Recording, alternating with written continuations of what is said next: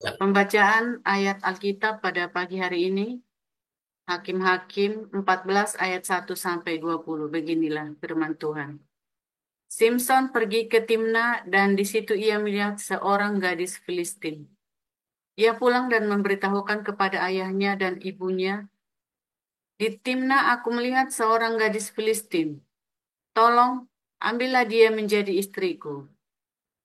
Tetapi ayahnya dan ibunya berkata kepadanya, "Tidak adakah di antara anak-anak perempuan sanak saudaramu atau di antara seluruh bangsa kita seorang perempuan, sehingga engkau pergi mengambil istri dari orang Filistin, orang-orang yang tidak bersunat itu?" Tetapi jawab Simson kepada ayahnya, "Ambillah dia bagiku, sebab dia kusukai." Tetapi ayahnya dan ibunya tidak tahu bahwa hal itu daripada Tuhan asalnya, sebab memang Simson harus mencari gara-gara terhadap orang Filistin. Karena pada masa itu orang Filistin menguasai orang Israel. Lalu pergilah Simson beserta ayahnya dan ibunya ke Timna. Ketika mereka sampai ke kebun-kebun anggur di Timna, maka seekor singa muda mendatangi Simson dengan mengaum. Pada waktu itu, berkuasalah roh Tuhan atas dia, sehingga singa itu dicabiknya seperti orang mencabik anak kambing, tanpa ada ulang, tanpa apa-apa di tangannya, tetapi tidak diceritakannya kepada ayahnya atau ibunya apa yang dilakukannya itu. Maka pergilah ia ke sana, lalu bercakap-cakap dengan perempuan itu, sebab Simson suka kepadanya. Setelah beberapa waktu, kembalilah ia ke sana untuk kawin dengan perempuan itu. Dan ketika ia menyimpang dari jalan untuk melihat bangkai singa itu, tampaklah ada kawanan lebah pada kerangka singa itu dan juga madu. Dikeruknya madu itu ke dalam tangannya, dan sambil memakannya ia berjalan terus. Kemudian pergilah ia kepada ayahnya dan ibunya, dan memberikannya juga kepada mereka. Lalu mereka memakannya. Tetapi tidak diceritakannya kepada mereka bahwa madu itu dikeruknya dari kerangka singa. Setelah ayahnya pergi kepada perempuan itu, Simson mengadakan perjamuan di sana, sebab demikianlah biasanya dilakukan orang-orang muda. Ketika mereka melihat dia, dipilihlah 30 orang kawan untuk menemani dia. Kata Simson kepada mereka, "Aku mau mengatakan sesuatu teka-teki kepada kamu. Jika kamu dapat memberi jawabnya yang tepat kepadaku dalam 7 hari, selama perjamuan itu berlangsung, dan menebaknya, maka aku akan memberikan kepadamu 30 pakaian lenan dan 30 pakaian kebesaran. Tetapi jika kamu tidak dapat memberi jawabnya kepadaku, maka kamulah yang harus memberikan 30 pakaian dalam dan 30 pakaian kebesaran kepadaku." Kata mereka kepadanya, "Katakanlah teka-tekimu itu, supaya kami dengar." Lalu katanya kepada mereka, "Dari yang makan keluar makanan, dari yang kuat keluar manisan." Ada 3 hari lamanya mereka tidak dapat memberi jawab atas teka-teki itu. Pada hari ketujuh berkatalah mereka kepada istri Simson, "Ujuklah suamimu supaya diberitahukannya kepada kami jawab teka-teki itu. Kalau tidak, kami akan membakar engkau beserta seisi rumah ayahmu. Apakah engkau mengundang kami untuk membuat kami menjadi miskin? Tidak, bukan?" Lalu menangislah istri Simson itu sambil memeluk Simson, katanya, "Engkau benci saja kepadaku dan tidak cinta kepadaku. Suatu teka-teki kau katakan kepada orang-orang sebangsaku, tetapi jawabnya tidak kau beritahukan kepadaku." Sahutnya kepadanya, "Sedangkan kepada ayahku dan ibuku tidak kuberitahukan, masa akan kepada engkau akan kuberitahukan?" Tetapi istrinya itu menangis di sampingnya selama 7 hari mereka mengadakan perjamuan itu. Pada hari yang ketujuh, diberitahukannya lah kepadanya, karena ia merengek-rengek kepadanya. Kemudian perempuan itu memberitahukan jawab teka-teki itu kepada orang-orang sebangsanya. Lalu pada hari yang ketujuh itu, sebelum matahari terbenam, berkatalah orang-orang kota itu kepadanya, "Apakah yang lebih manis daripada madu? Apakah yang lebih kuat daripada singa?" Sahutnya mereka, ulang, sahutnya kepada mereka, "Kalau kau tidak membujuk dengan lembut," ulang, Sahutnya kepada mereka, kalau kamu tidak membajak dengan lembu betinaku, pasti kamu tidak menebak teka-tekiku. Maka berkuasalah roh Tuhan atas dia. Lalu pergilah dia ke Askelon dan dibunuhnyalah 30 orang di sana. Diambilnya pakaian mereka dan diberikannya pakaian-pakaian kebesaran itu kepada orang-orang yang dapat memberi jawab teka-teki itu.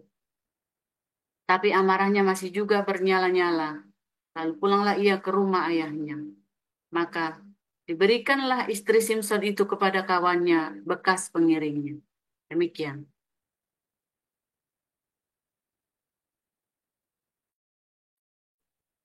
Baik, saya lanjutkan. Efesus 5 ayat 1 sampai 33. Demikian firman Tuhan. Sebab itu, jadilah penurut-penurut Allah, seperti anak-anak yang kekasih, dan hiduplah dalam kasih, sebagaimana Kristus Yesus juga telah mengasihi kamu, dan telah menyerahkan dirinya untuk kita sebagai persembahan dan korban yang harum bagi Allah. Tetapi percabulan dan rupa-rupa kecemaran atau keserakahan disebut saja pun jangan di antara kamu, sebagaimana sepatutnya bagi orang-orang kudus. Demikian juga perkataan yang kotor, yang kosong atau yang sembrono, karena hal-hal ini tidak pantas. Tetapi sebaliknya ucapkanlah syukur. Karena ingatlah ini baik-baik. Tidak ada orang sundal, orang cemar, atau orang serakah. Artinya penyembah berhala yang mendapat bagian di dalam kerajaan Kristus dan Allah. Janganlah kamu disesatkan orang dengan kata-kata yang hampa, karena hal-hal yang demikian mendatangkan murka Allah atas orang-orang durhaka. Sebab itu, janganlah kamu berkawan dengan mereka. Memang dahulu kamu adalah kegelapan, tetapi sekarang kamu adalah terang di dalam Tuhan. Sebab itu hiduplah sebagai anak-anak terang, karena terang hanya berbuahkan kebaikan dan keadilan dan kebenaran. Dan ujilah apa yang berkenan kepada Tuhan. Janganlah turut mengambil bagian dalam perbuatan-perbuatan kegelapan yang tidak berbuahkan apa-apa. Tetapi sebaliknya, telanjangilah perbuatan-perbuatan itu. Sebab menyebutkan saja pun apa yang dibuat oleh mereka di tempat-tempat yang tersembunyi telah memalukan.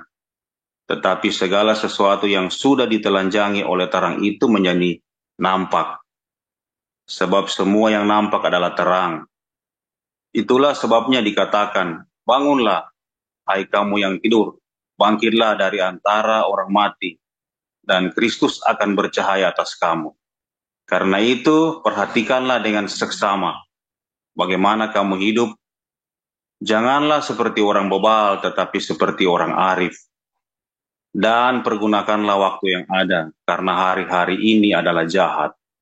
Sebab itu janganlah kamu bodoh, tetapi usahakanlah supaya kamu mengerti kehendak Tuhan. Janganlah kamu mabuk oleh anggur, karena anggur menimbulkan hawa nafsu.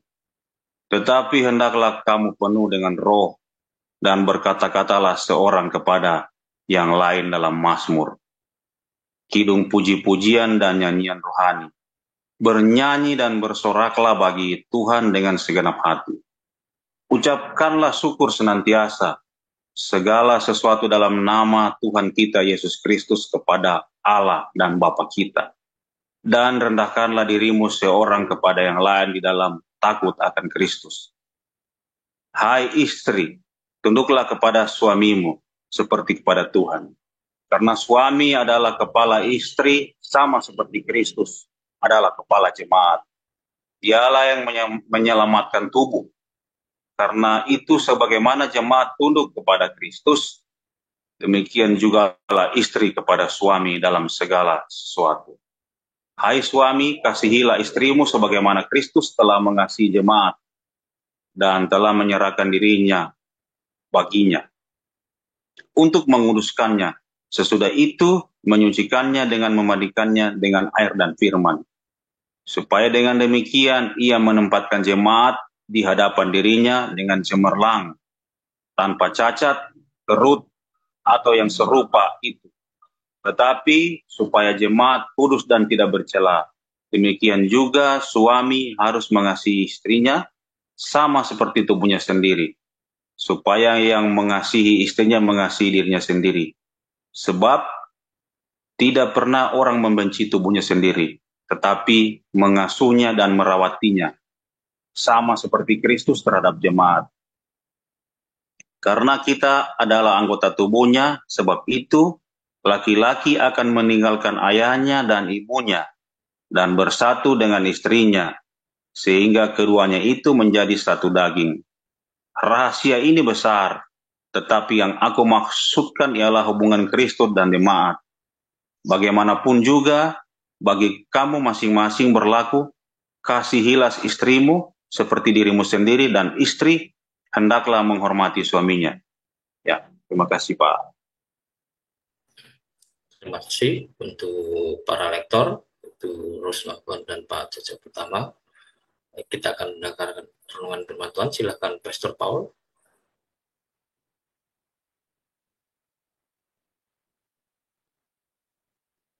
Oke, Bapak Ibu sambil menunggu.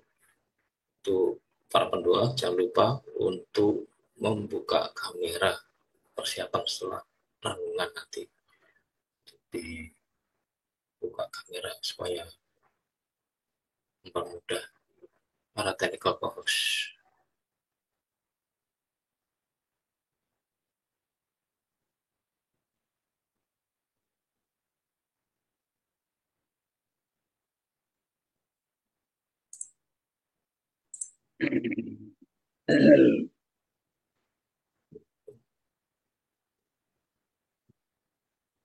Ya.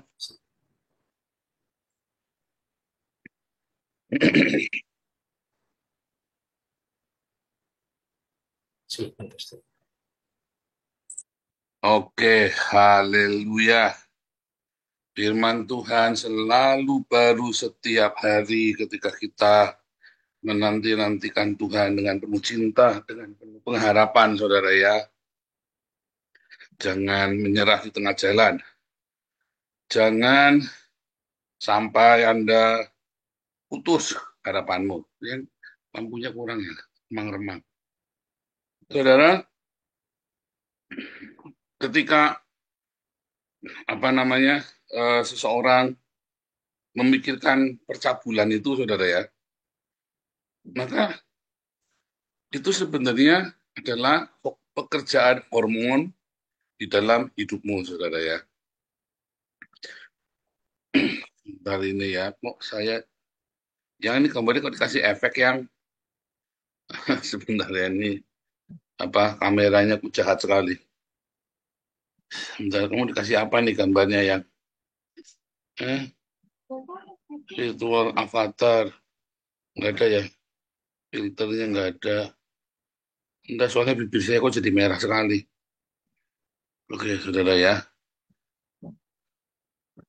Ini bibir saya kok jadi merah sekali. Udah nggak apa-apa ya.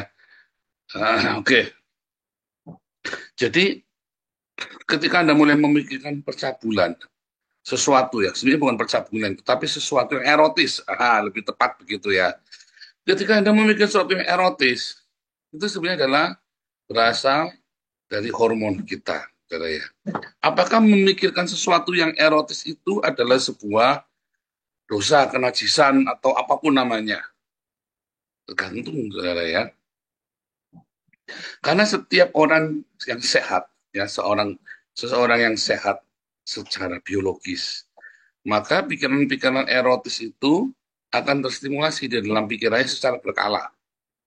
Ya, pikiran erotis ya, pikiran erotis itu tidak selalu melihat orang kalau lagu kacau semua kalau bebek gubrak enggak begitu. Pikiran erotis ya mungkin sesuatu yang seksi, entahlah kalau seorang perempuan yang membayangkan tiba-tiba terlintas ya rasa maskulin eh, keinginan ya maskulinitas, atau yang laki-laki ya ada sesuatu yang feminin gitu ya, melindungi sesuatu yang lembut atau melindungi sesuatu yang kasar, itu kan namanya pikiran erotis itu ya. Misal jangan laki-laki melindungi sesuatu yang kasar atau perempuan melindungi sesuatu yang lembut, waduh itu bahaya, saudara ya. Nah, tapi ya, apakah pikiran erotis itu kesalahan? Nanti kalau di kelas apostolik saya belajar, kita kan buka ya secara vulgar. Namun saudara, kita cerita secara umum. Pikiran erotis itu adalah sebuah produk dari hormon. Selama Anda masih sehat biologismu, Anda punya hormon, maka pikiran erotis itu kan ada. Masalahnya, pikiran erotis itu kemudian kamu imajinasikan. Nah, itu dia, saudara. Pikiran erotis yang diimajinasikan itu, kemudian Anda sasarkan kepada suatu objek. Ya, yang bukan suamimu, yang bukan istrimu. Disitulah kita mulai hidup dalam kenajisan, saudara. Itulah pikiran yang najis, yang tidak boleh ada dalam pikiranmu. Pikiran erotis itu wajar. Tetapi ketika Anda erotisme itu diarahkan kepada satu objek, sehingga tiba-tiba muncul figur. Itulah yang najis, saudara. Nah, maka dari itu beberapa kali Paulus ya selalu berkata, sebaiknya kalau kamu tidak tahan, kamu menikah daripada kamu hangus. Kemudian kamu menikah, Anda yang sendiri, Anda yang janda, Anda yang duda. Kalau Anda tidak bisa bertalak, ya sebaiknya ya sama suaminya atau sama istri yang benar. Karena itu akan mengurangi banyak sekali hal-hal yang tidak baik dalam hidupmu dan akan membantu kita untuk kita bisa mengenal Tuhan Yesus. Ketika Anda lahir baru, ya, Anda bersama dengan Tuhan Yesus. Nah, ini dia masalahnya. Ya, masalahnya adalah di dalam pernikahan itu, ya, kamu menikah dengan cara yang salah. Sehingga dalam pernikahanmu kamu tidak mengenal Tuhan Yesus. Misalnya, Anda menikah dengan yang tidak seiman. Oh, itu udah pasti, ya. Anda tidak akan mengenal Tuhan Yesus. Bagaimana Anda bisa mengenal Tuhan Yesus? Anda tidak merasakan pengampunan dan tidak merasakan diampuni dan mengampuni. Ya kan? Karena Anda tidak dalam Tuhan. Pengampunan apa yang bisa diberikan? Nah, tapi kalau Anda itu sudah di dalam Yesus, Pak, gitu ya, tapi agama netok, saudara, Kristen. Sama agamanya. Tapi Anda juga tidak merasakan Tuhan Yesus. Anda tidak bisa melihat Tuhan Yesus dalam pernikahan. Karena di dalam pernikahan itu, ya akhirnya salah. Belum lahir baru dua-duanya. Anda juga tidak merasakan namanya pengampunan. Mengampuni atau diampuni. Ya. Dan akhirnya Anda tidak merasakan cinta agape itu. Ingat pelajaran koinonia di malam, ya, hari Minggu, bahwa Allah adalah roh, Allah adalah kasih, ya kan? Berarti roh itu adalah kasih, ya. Sementara roh itu adalah rema. Ya, rema itu adalah cinta. Anda tidak punya rema, Anda tidak punya cinta yang sejati, agape. Anda punyanya eros, nafsu. Artinya pernikahanmu bukan berdasarkan karena agape, tapi karena nafsu. Dan itu Anda tidak bertumbuh di dalam cintamu itu. Namanya pernikahanmu cintanya nggak bertumbuh. Ya cuma nafsu aja.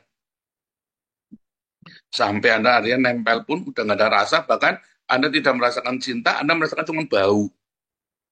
Ya kan? Kalau udah menikah lama, yang Anda rasakan cuma baunya saja. Cintanya udah hilang. Karena cintamu tuh nggak tumbuh. Nah, kalau dalam perhitungan Cina itu namanya ada sio-sio, ya. Geomansi. Kalau Anda sionya cocok, maka Anda bisa rukun, tapi sebagai filio, take and give.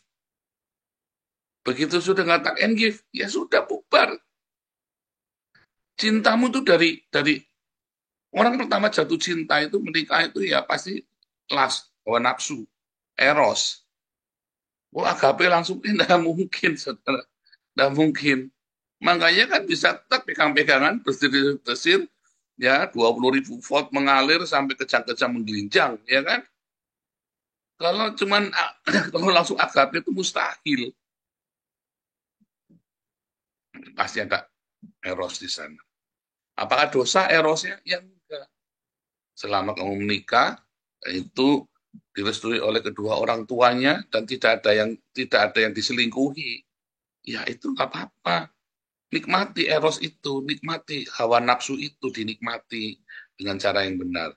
Tetapi kamu nggak boleh berhenti di situ. Kamu harus bertumbuh kepada filio, pada sebuah tanggung jawab. Nah, kalau filio itu sebenarnya take and give, tapi saya menyebutnya tanggung jawab, saudara. Jadi, setiap pasangan harus melakukan tugasnya, sehingga rumah tangga itu, pernikahan itu berjalan. Misalnya janjian, istrinya nanti merawat anak, suami kerja. Atau dua-dua kerja, caranya bagaimana? Anaknya supaya jangan terlantar, atau istrinya kerja, suami yang rawat anak. Loh, bisa. Anda jangan ngomong kan di Belanda itu banyak yang begitu. Karena istrinya gajinya lebih gede, dia bingung. Gimana nih? Sayang nih, kita udah punya anak dua. Istrinya tuh direktur di sebuah perusahaan ya, kebetulan tetangga kita gitu ya. Kalau yang kita bayar kenal baik gitu ya. Yang akhirnya suaminya ngalah, suaminya kerja part time, istrinya yang kerja ya, karena gajinya gede. Nah, itu janjian ya. Tapi take and give namanya kan, saling bertanggung jawab. Itu mengambil tanggung jawab masing-masing. Tapi jangan sampai dua-duanya nggak mau kerja, namanya nggak tanggung jawab, atau salah satu nggak mau kerja hanya gara-gara ya maunya enaknya aja. Nah itu nggak, namanya nggak take and give, nggak ada tanggung jawab. Nah itu pun harus bertumbuh. Kalau cuma berhenti di situ saja, suatu ketika take and give itu ada ukurannya, saudara. Yang satu invalid, jadi cuma bisa take, nggak pernah give, ngomel juga tuh pasangannya, ya cocok tapi ya gimana, makanya harus beranjak. Suami istri itu harus beranjak menjadi agape, ya. Oh belum storge ya, storge dulu ya. Aku jengkel sama dia, aku jengkel sama suamiku, tapi ya gimana udah jadi suaminya. Aku jengkel sama istriku, udah gimana udah jadi istrinya. Mau dicerai kasihan anak-anak. Ya mau kita mau tinggal, mau diselingkuhin, mau dia. Itu namanya karena sudah ada terlanjur, sudah ada ikatan batin, saudara ya. Sudah ada ikatan batin. Tadi dari eros, dari hawa nafsu, jadi take and give, tanggung jawab, kemudian jadi menjadi storge, karena sudah ada ikatan, sudah ada anak. Kalau nggak ada anak, ya mungkin udah tinggal. Makanya kalau menikah, sebaiknya punya anak, saudara ya. Sebaiknya, saya bilang. Karena apa? Karena itu menjadi storge. Cinta itu jadi dewasa. Cinta storge itu lebih, ikatannya lebih kuat ya daripada filio, saudara. Karena storge itu karena ada hubungan keluarga. Bukan cuma tanggung jawab saja, tapi karena benar-benar ada satu ikatan psikologis. Ya. Nah, tetapi apakah harus berhenti sampai storge, saudara? Karena suatu ketika hormon itu kan bekerja bergejolak. Sementara kita nggak bisa mengendalikannya lagi. Ya kan? Sudah nggak bisa filio, udah nggak bisa take and give, erosnya sudah ya udah tua, atau mungkin sudah nggak ada rasa. Karena udah nikah 5 tahun, 10 tahun, udah nggak ada rasa. Sudah nggak take and give juga, ya kan? Storge, ya nggak punya anak. Tapi punya anak pun bodo amat itu, artinya nggak tercipta storge-nya. Nah, tetapi kalau itu Anda sudah punya anak, sudah semua, Anda harus bertumbuh jadi agape, saudara. Seharusnya suami istri dari muda pertama kali pernikahan sampai dia tua. Amsal berkata, nikmatilah istri dari masa mudamu. Nikmatilah ulah sumurmu sendiri. Ya, sampai ditua. Kenapa? Sebetulnya, kalau suami istri dari awal mula, ya, dia bertumbuh cintanya. Dari eros, filio, storge, sampai ke agape. Maka suami istri ini ya makin ditimba airnya akan makin bening, akan makin manis. Pernikahan itu akan makin indah, saudara. Sebetulnya itu seperti itu rahasia pernikahan ya, saudara ya. Sampai akhirnya kamu agape. Apa? Kalau agape berarti sudah kayak malaikat suci ya, enggak, masih berantem. Tapi agape, berantem itu bertengkar yang sesuatu yang bukan yang cuman gara-gara nggak punya duit berantem, apa tersinggungan, salah ngomong. Berantem-berantemnya yang positif, saudara ya, yang produktif, dan selalu berakhir dengan apa, saudara? Dengan berpelukan, tapi saudara ya, selalu berakhir dengan rasa rindu, selalu berakhir dengan apa? Ya dengan cinta agape. Berantemnya nggak sampai larut-larut berjam-jam. Neng-nengan 1 bulan, 1 tahun, 3 tahun, nggak omong-omongan, ngomongnya pakai surat. Itu karena cintanya indah. Tapi mami saya itu pernah 1 tahun ngomong-ngomongan nggak pakai ini ya, pakai surat saudara ya. Ditulis di meja. Itu makanan pagi-pagi sudah dipanasin. Ya, mau dimakan apa mau dibuang terserah. Kupluk ya saudara ya. Ya tinggal dimakan udah dipanasinnya dimakan. Maksudnya, belum nggak usah ditambahin begitu mau dimakan apa mau dibuang terserah. Terus tadi dijawab sama lain kali nggak usah kalau nggak niat nggak usah masak, nggak usah dipanasin, dibuang saja. Tapi dimakan sama dia, sama papiku saudara ya. Ya itu tadi ada aja. 1 tahun ya bisa tahan ya surat-surat gitu ya. Rumah kita kecil ya. 1 tahun rumahnya kita kecil. Setiap hari ketemu kalau ngomong diem-dieman di rumah jadi sepi sekali saudara ya. Biasanya rame ya orang teriak-teriak ya. Biasanya rame teriak-teriak, bukan canda tawa, bukan. Tapi hari itu rumahnya sepi sekali, saudara ya, selama setahun. Gara-gara kalau ngomong surat-surat aja, buat saya lebih baik, saudara ya. Buat saya lebih tenang. Tadi ada teriak-teriakan. Waduh, sampai tetangga di ujung kampung sana, kampung tetangga sampai kedengeran suaranya ya, kalau udah ngamuk berdua itu ya. Mendingan surat-suratan aja ngomongnya. Ya, tapi ya rumet ya. Nanti kalau udah ini, nanti saya disuruh ngomong jadi, saya disuruh jadi Jibril, saudara ya. Tuh bilang sama Tano tuh, ngomongnya begini, begini. Nah, ada kan, kadang kan ada omongan saya waktu itu masih SD ya, saudara ya. Jadi kan ada omongan orang tua yang saya tidak ngerti kan. Bahasa apa yang saya nggak ngerti. Terus saya nyampaikan, terus waktu saya bingung, saudara. Saya disuruh nyampaikan apa, saya juga lupa kata-katanya. Bingung, ngomong apa? Bilang ngomong sana. Jadi mami saya itu ada di toko, ya kita ada di masa kan di kampung, saya naik sepeda, jaraknya 2 kilometer naik sepeda, saudara ya. Tuh bilangin sama itu apa mak sama sama tuh mami kamu, ibu kamu ngomong apa? Terus saya balik lagi kan, kamu ngomong apa kan? Terus nggak ngerti tadi papi ngomong apa kata gitu. Terus ngomong gini gini gini, sebentar sebentar. Tadi itu ngomong apa itu artinya apa? Terus dia ngomong tak ulang-ulang sampai tak catat saudara ya. Saya jadi Jibril saudara bolak-balik saudara ya. Dan ucruk juga Ini orang itu ngomong ngomong nggak pakai surat enggak, dia cuma pesan pakai omongan. Sudah gitu saya ngomongnya salah saudara ya. Suatu ketika karena saya bolak-balik, suatu ketika benar-benar karena salah, akhirnya ya itu tadi ya karena saya salah kan lucu jadinya kan. Akhirnya mereka rukun saudara ya. Karena sudah setahun udah omong-omongan, akhirnya mereka berpelukan lagi, saudara ya. Ya, lucu. Karena saya lucu mungkin waktu itu ya, saya salah ngomong, terus papi saya ketawa, saudara. Sini suruh pulang, akhirnya gitu. Suruh pulang ngomong sendiri. Akhirnya pulang ngomong. Saudara. Aduh, ada-ada aja. Tapi kalau kasih muat gape, saudara, enggak sampai diem-dieman. Siapa di sini yang lagi diem-dieman? Ayo, ayo, siapa ngaku yang lagi diem-dieman? Jangan, saudara, jangan lama-lama. Diem-diem menurut rumah tangga suami istri diem-dieman nggak asik ya saudara ya. Kalau habis bertengkar, saya dulu pernah kasih nasihat kalau habis bertengkar saudara, suami istri kalau habis bertengkar ML ya saudara ya, lebih asik saudara. ML itu apa pak? ML itu apa ya saudara ya? Aduh, buat lumpia itu loh saudara ya, ML itu ya, bikin lumpia. Nah, jadi kalau habis bertengkar ML saudara ya, itu apa namanya? Tuhan ciptakan seks untuk supaya kita bisa ya supaya kita bisa cair, membantu kita menciptakan rasa apa aduh luluh hatinya saudara ya.